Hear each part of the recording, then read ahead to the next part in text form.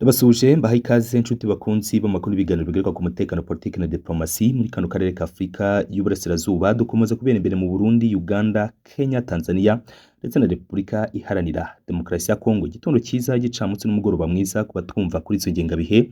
Tariki enye z'ukwezi kwa Mutarama 2024 turi ku isabato. Weekend nziza ndetse n'ibihe byiza kuba twumva muri mu byerekezo bitandukanye. Umunyamabanga mukuru w'ishyaka CNDD FDD riri ku butegetsi mu Burundi ni Bwana Reverien Ndikuriyo yongeye gushimangira ko umubano w'igisirikare cy'u Burundi FDNB ndetse n'umutwe w'abajenosideri wasizwe ku Rwanda mu gihe cya jenoside yakorewe abatutsi mu myaka 31 itambutse, ko umubano w'igisirikare cy'u Burundi FDNB ndetse n'uyu mutwe w'abajenosideri wa FDL ko ntacyo bikwiye kuba bitwara igihugu cy'u Rwanda. Ni gute Burundi bwisanze butera icyuhagiro uyu mutwe wa FDL ndetse bugasaba u Rwanda kutibaza ndetse no kutabaza byinshi ku bijyanye n'ubufatanye bw'impande zombi. Turabigarukaho mu kiganiro kandi n'umunyamakuru wigisha ubuvanganzo nyafurika muri kaminuza Harvard, Dr Bojana Coulibaly, umuyobozi mukuru w'abarwanyi ba M23 Bwana Bertrand Bisimwa, yasobanuye impamvu igisirikare cya leta Congo FARDC ndetse na coalition bafatanye umunsi ku munsi, bongeye imbaraga ndetse n'umubare mwinshi w'abasirikare nk'uko Bertrand Bisimwa yabyemeje mu kiganiro n'umunyamakuru Madame Dr Bojana Coulibaly ushinzwe unigisha ubuvanganzo nyafurika muri kaminuza ya Harvard. Ngibi byakozwe mbere gato yuko nyakubahwa perezida wa Repubulika y'u Rwanda Paul Kagame ndetse na Son Excellence Felix Tshisekedi bagomba guhurira Rwanda muri Angola tariki 15 z'ukwezi k'Ukuboza k'umwaka utambutse 2024 nibwo inama yagomba guhuza abana bakuru b'ibihugu bombi itigeze iba, ndetse yabisobanuye kenshi. Nduhungirehe Olivier ushinzwe ubutwari ndetse na diplomasi y'u Rwanda asobanura byinshi kuri ingingo. Turabigarukaho turebe ikiganiro cyimbitse. Dr Bojana Coulibaly wigisha ubuvanganzo nyafurika muri kaminuza ya Harvard ndetse n'umuyobozi w'abarwanyi b'inyeshyamba za M23 Bertrand Bisimwa bagiranye tunafindure byinshi muri biganiro ndetse n'ibikorera mu burasirazuba bwa Repubulika Iharanira Demokarasi ya Kongo. Biramutse bite mu rugamba abarwanyi ba M23 bahanganyemo na coalition iyo za Rubero, ibice by'amasi ndetse n'ibindi byerekezo bitandukanye.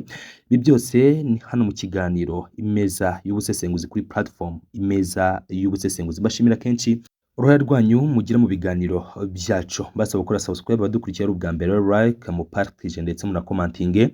Ibi kandi ni motivation ku biganiro bikurikira. Nagutinda reka duhira imbere mu Burundi. Umunyamabanga mukuru w'ishyaka CNDD FDD riri ku butegetsi ni Bwana Reverien Ndikuriyo yagaragaje ko leta y'u Rwanda idakwiye kwibaza ku bufatanye ingabo z'igihugu cyabo zishinzwe kugira n'umutwe w'iterabwoba FDLR. Mu kiganiro n'abanyamakuru cyabereye mu ntara ya Makamba kuri wa 3 Mutarama 2025, Reverien Ndikuriyo umunyamabanga mukuru w'ishyaka CNDD FDD yasabwe n'umunyamakuru kuvuga ku munyenyi u Rwanda rwagaragaje mu gihe ubu bufatanye bwakomeza n'ubufatanye buri hagati ya FDLR umutwe w'abajenosideri wasizwe ku Rwanda mu gihe cy'imyaka 31 ishize, ndetse n'igisirikare cy'u Burundi FDNB gikomeje kubarizwa mu rugamba rureba abanyekongo imbere mu gihugu hagati y'ubutegetsi bw'i Kinshasa ndetse n'abaturage babwo barimo abarwanyi b'inyeshyamba za M23 bagize communauté y'abarwandafone. Uyu munyamakuru yashingiraga ku butumwa bwa Ministre w'ububanyi n'amahanga n'ubutwari w'u Rwanda Olivier Nduhungirehe wagaragaje ko Burundi budakwiye gukora n'uyu mutwe w'abajenosideri cyane ko ufite umugambi wo guhungabanya umutekano w'u Rwanda. Ubufatanye bw'ingabo z'u Burundi na FDLR ntabwo bwavuzwe n'u Rwanda gusa kuko bunagaragazwa muri raporo y'iperereza impuguke z'umuryango w'abibumbye zakoreye mu burasirazuba bwa Repubulika Iharanira Demokarasi ya Kongo zagaragaje ko bifatanya mu kurwanya umutwe wa M23 muri Kivu ya ruguru. Reverien Ndikuriyo mu magambo ati none u Rwanda ibya Kongo bijyamo ruti? Kongo n'u Burundi dufite umubano wo gufashanya mu bya gisirikare, none u Rwanda rubyinjiramo ruti? Mbese iyo mitwe bashinja genocide mu myaka 30 ishize abasirikare b'u Rwanda bajya muri Kongo kuyirwanya baba barayimaze? Ni nkayo nyine niko kajagari birirwa abateza. N'amagambo y'umunyamabanga mukuru w'ishyaka CNDD FDD aho yakomeje ati biriya ni ibintu bitwaza, ukomeza wiriza nakwiriza. Kubera rero abarundi bafite umubano mwiza n'abanyekongo bari gufashanya, none umuntu nafasha undi? None birababaje, wababara kubera iki? Igihugu cyabo gifite umupaka, ibyo hakurya babishinzweho iki cyangwa bariyo? Ndikuriyo yunze mu magambo yavuzwe n'abari mu muvugizi wa guverinoma ya Kongo Patrick Muyaya ashimangira ko n'abarwanyi ba FDLR bari mu burasirazuba bwa Kongo nta birindiro bizwi bafite. Cyakora cyo ibisiko biri kuko Sinakabandi babyumva kuko abayobozi bo muri Kongo barimo Minisitiri w'Ububanyi n'Amahanga w'iki gihugu Therese Uwagina Kayikwamba n'umuvugizi w'ingabo zacyo Brigadier General Sylvain Ekenge Bomsa bagezaho bemera ko uyu mutwe ubayo kandi ko umaze imyaka myinshi hungabanya umutekano w'abanyekongo.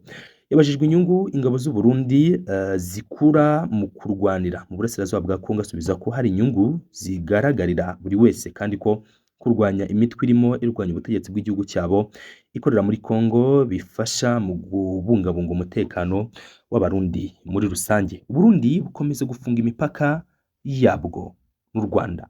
Ndikuriyo yabwiye abanyamakuru ko u Rwanda rwafashije abagerageza gukuraho ubutegetsi bwa nyakwigendera Nkurunziza rubaha icumbi kandi ngo nibyemeye ko umusirikare utorotse yakirwa n'ikindi gihugu. Yasobanuye ko Burundi bwongeye gufunga imipaka yabwo mu ntangira za Mutarama 2023 kandi bwarayifunguye bitewe n'uko abagerageje gushyirika ubutegetsi bwa Nkurunziza bagabye ibitero mu gihugu cyabo mu nyihangane n'umwaka wa 2024 nibwo imipaka yafunzwe. Leta y'u Rwanda yamaganye ibirego by'u Burundi ku gufasha abahungabanya umutekano wabwo, rusobanura ko abo rucumbikiye rwabambuye intwaro ubwo barwinjiragamo bajya mu maboko y'ishami ry'umuryango w'abibumbye rishinzwe impunzi. Ndikuriyo ati u Rwanda ni igihugu gituranye kandi twabanye neza guhera igihe cya 2015 rufasha abagerageza gukuraho ubutegetsi bahungireyo kandi ari abasirikare. Ubusanzwe na musirikare wambuka umupaka baramufata bakamufunga ndetse ariko ibisiko biri kuko hariyo n'abandi benshi. Natangaje ko abayobozi muri ibi bihugu bavugana bakagaragarizanya ibikwiye n'ibidakwiye kandi ngo mu gihe byatumye imipaka ifungwa bitarakemukwa izakomeza ifungwe. Ati uko bimeze ntekereza ko nta ngorane zihari, turavugana tuvuga tuti iki ni cyiza, iki si cyiza, kigomba guhinduka. Umunsi byarangiye uzabona hafunguwe, nibitarangira kandi tuzagenda bukiye buke. Narabivuze abanyarwanda n'abarundi nta ngorane, ikibazo ni hagati y'abayobozi. Yabajijwe niba leta y'u Burundi idashobora kubabarira aba bantu cyane ko isanzwe igaragaza ko yubaha Imana igihe imbabazi, asubiza ko bitazashoboka kuko hari ubwo na gereza zigira akamaro. Yagize ati burya Imana igira imbabazi ariko nayo hari igihe ihana. Tujye dusoma Bibiliya, kuva isi iremwa nta mwuzure yateje abantu, nta muriro yabatwikishije. Burya imbabazi zibaho ariko uwo bidashoboka akwiye guhanwa. Ndikuri yatangaje ko mu gihe habaho igerageza ryo gukuraho ubutegetsi bwa Nkurunziza hari abantu bishwe bityo ko bagomba gushakirwa ubutabera. Yashimangiye ko bagomba gufungwa kuko si na benshi nk'uko abigaragaza muri rusange. Ibi ni bimwe mu byo Reverien Ndikuriyo, umuyobozi cyangwa se umunyamabanga mukuru w'ishyaka CNDD-FDD riri ku butegetsi, yaje kuba atangaza. Reka twerekeze gato mu burasirazuba bwa Repubulika Iharanira Demokarasi ya Kongo. Byari biteganyijwe ko Perezida Kagame w'u Rwanda ndetse na Felix Tshisekedi wa Kongo bagomba guhurira i Rwanda tariki 15 z'Ukuboza umwaka ushize kugira ngo bashyire umukono ku masezerano y'amahoro, ariko ntibyakunze bitewe n'uko guverinoma ya Kongo yanze kugena ibiganiro n'umutwe wa M23 kandi yari yarabyemeje nk'uko byagiye bigaragara muri za communique zagiye zishyirwa hanze. Tshisekedi wari umaze amasaha agera ku 10 amenyeshejwe ko Kagame atakigiye Rwanda yafashe icyemezo cyo kujyayo uwo munsi, nubwo arabizi neza ko Angola basubitse ibiganiro agamije kwereka isi ko Perezida w'u Rwanda Kagame adafite ubushake bwo gushakira umuti ikibazo cy'umutekano muke mu burasirazuba bwa Kongo ndetse no mu karere muri rusange. Perezida M23 Bertrand Bisimwa yabwiye umushakashatsi Bojana Coulibaly namukomojeho akaba yigisha ubuvanganzo nyafurika muri kaminuza ya Harvard ko leta ya Kongo yashaka gutsinda abarwanyi b'uyu mutwe mbere y'uko Kagame na Tshisekedi bahurira u Rwanda tariki 15 Ukuboza, kuko ngo yibwiraga ko bizatuma u Rwanda rwemera gusinya ibyo Kongo yifuza. Ikibazwa hano ni kimwe, ni gute u Rwanda rwemera gusinya under pressure y'uko Kongo yatsinze M23? Ikibazwa n'abatari bake. Ese ibyemezo by'u Rwanda bigendera kuri position M23 ihagazemo? Nabyo ni ibindi byibazwa. Tshisekedi ashinze u Rwanda gufasha umutwe witwaje intwaro M23, gusa rwo rurabihakana, ahubwo rugashimangira ko uyu mutwe urwanira impamvu zumvikana kandi ko Kongo ikwiriye gukemura ikibazo cyawo kugira ngo utazahora ari agatotsi mu mubano w'ibihugu byombi, cyane ko uri uko uyu mutwe Kongo ibishinza u Rwanda. Bisimwa yagize ati leta ya Kongo yashakaga intsinzi mbere ya tariki 15, badushyizeho igitutu, bashaka intsinzi yashobokaga naho idashoboka, kubashyira mu mwanya mwiza kugira ngo u Rwanda rubura andi mahitamo keretse gusinya ibyo Kinshasa yashakaga cyangwa se bakaba banemera ko inama y'u Rwanda ikererezwa kandi iyo gahunda ntiyigeze igerwaho. Nk'uko leta ya Kongo yabitekereje, yanogeje uyu mugambi yohereza mu bice bitandukanye abasirikare barenga ibihumbi 22 bari bashyigikiwe n'umutwe w'iterabwoba ya FDLR bakunze guhakana kutabaho ubundi bakemeza ko hari, ndetse na Wazalendo bashakaga kugaba ibitero kuri position za M23. Bisimwa yasobanuye ko ibi babimenye kare bakitegura ndetse bakanirwanaho mu buryo buhagije. Bertrand Bisimwa yasobanuye ko bitewe n'uko M23 igendera ku murongo kwirwanaho, uru rugamba rwatangiye mu Gushyingo kwa 2021 ubw'ikuro ry'ingabo za leta n'iyi mitwe ryayiteraga mu birindiro byayo biri muri territoire ya Rubero yayisubije inyuma ifata ibindi bice kandi bishya.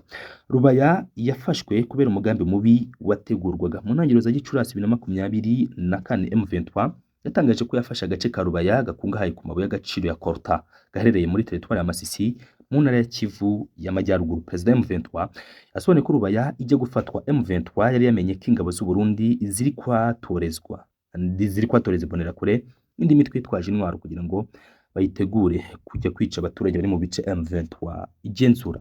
Imyitozo ahabwaga Imbonerakure ndetse n'urundi rubyiruko rw'abanyekongo ariko b'abahezanguni bagerageza cyangwa bafite gahunda yo kwivugana bagenzi babo badahuje ubwoko, by'umwihariko mu bwoko bw'abatutsi, byakorwaga bari guhabwa imyitozo y'intwaro gakondo. Ibintu byaje guhindura isura ubwo M23 yemeza ko yaje kubona aya makuru, ihita ihera ko imenya neza ko igomba gukora ibishoboka byose ikajya gutabara abaturage bari muri biriya bice. M23 bivuga ko yari isanzwe ibizi ndetse inasobanukiwe neza ko bitagombaga nyine kugaragara neza, ibi byasaga nkaho nyine biri buze kuba bitanga cyangwa se bigaragaza indi image imeze ite, kubera ko amahanga yagomba gutekereza ko M23 igiye muri biriya bice nyine ikurikiye ubukungu butabye munsi y'ubutaka. M23 suko ibibona, sinako kandi yabibonaga cyangwa se nanubu bibona, kuko yagiye yemeza kenshi ko ibi yabikoze muri gahunda zo kugira ngo batanguranwe n'iyi mitwe y'abahezanguni b'abakongomani ubundi batabara abaturage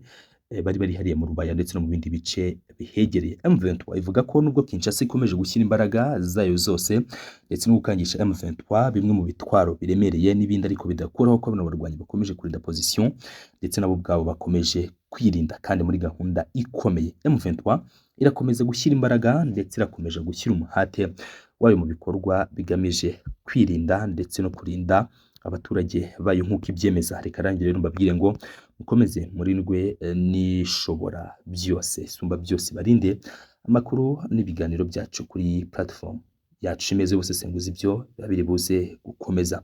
Ubundi Imana ibahire kandi bahe umugisha mu byo mukora byose, duhure mu makuru yacu ateguye mu kanya kari imbere.